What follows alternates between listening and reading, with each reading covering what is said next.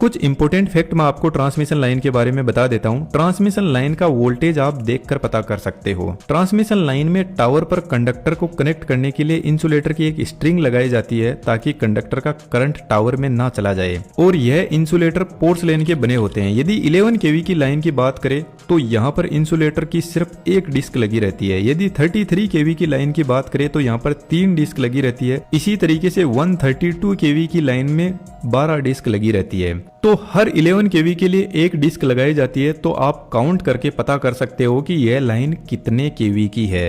और आपको 132 kV की लाइन में सिर्फ 8 या 9 डिस्क दिखे तो समझ लेना 3 डिस्क का बंटवारा हो गया ठेकेदार और मंत्री जी के बीच में। अब ट्रांसमिशन लाइन के अंदर यह जो इंसुलेटर होते हैं यह भी अपने आप में एक बेहतरीन इंजीनियरिंग है। इसको हम किसी और वीडियो में डिटेल से डिस्कस करेंगे। कभी कभी आप देखोगे ट्रांसमिशन लाइन में यह येलो या रेड कलर के बॉल लगे रहते हैं। जनरली यह बॉल का कोई भी यूज नहीं होता है। यह बेसिकली एयरपोर्ट के पास में से जब कोई लाइन गुजरती है तो वहां पर लगाए जाते हैं ताकि एयरप्लेन को पता चल सके कि यहाँ से कोई हाई वोल्टेज लाइन निकल रही है। सबसे लास्ट में 765 kV लाइन जनरेटिंग स्टेशन से आती है। असल में जनरेटर सिर्फ 11,000 वोल्ट ही बनाता है, लेकिन स्टेप अप ट्रांसफार्मर उसे 440 kV या 765 kV तक बढ़ा देते हैं। इतनी लंबी दूरी तक 765 kV ले जाना आसान नहीं है। इस दौरान ट्रांसमिशन लाइनों को कई तरह की चुनौतियों का सामना करना पड़ता है, जैसे skin effect, corona loss, सेग, vibration और भी बहुत है। तो चलो वन बाय वन इनको एक एक करके डिटेल से देखते हैं।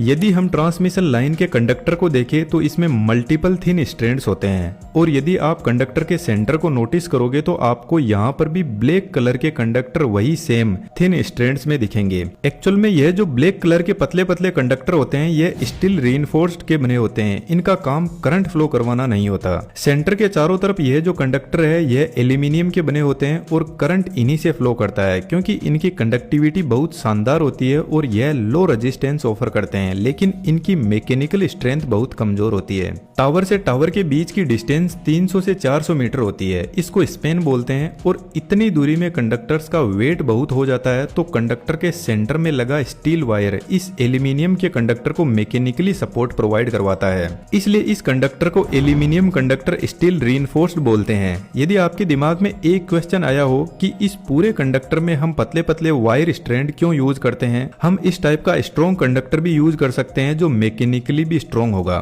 तो इसके पीछे एक बड़ा रीजन है। यदि हम 765 kV की लाइन की बात करें तो इस लाइन का वोल्टेज एक्सट्रीमली हाई है, और जैसे जैसे वोल्टेज बढ़ता है वैसे वैसे जो करंट का फ्लो है वह कंडक्टर के आउटर स्पेस की तरफ जाने लगता है। यानी 765 kV लाइन में कंडक्टर का डायमीटर 3.5 सेंटीमीटर होता है, और करंट सिर्फ और सिर्फ 0.6 मिलीमीटर ही इस कंडक्टर के अंदर तक आ पाएगा। यानी कंडक्टर के 99% एरिया में करंट का फ्लो होगा ही नहीं। इसी को स्किन इफेक्ट बोलते हैं। अब आउटर सरफेस में ज्यादा करंट फ्लो हो रहा है तो इसका टेम्परेचर बढ़ने लगेगा, और टेम्परेचर की वजह से पावर लॉस होने लगती है। तो इस प्रॉब्लम से बचने के लिए छोटे छोटे वायर स्ट्रैंड्स बनाए जाते हैं, जिसकी वजह से करंट का फ्लो पूरे कंडक्टर से यूनिफॉर्मली होने की कोशिश करता है, लेकिन फिर भी स्किन इफेक्ट पूरी तरह से खत्म नहीं होता है। अब एल्यूमिनियम के साथ में एक प्रॉब्लम है, यह थर्मल एक्सपेंशन बहुत ज्यादा करता है, यानी गर्मियों में ज्यादा एक्सपेंड करता है। इसकी वजह से एक टावर से दूसरे टावर के बीच में कंडक्टर का ऐसा झूला सा बन जाता है जिसको सैग बोलते हैं। सैग टेंशन के इनवर्स प्रपोजन में होता है, यानी जैसे जैसे कंडक्टर में टेंशन बढ़ेगा वैसे वैसे वायर टाइट होता जाएगा। लेकिन सर्दियों में इन कंडक्टर्स के बीच में अपने आप टेंशन क्रिएट होने लगता है।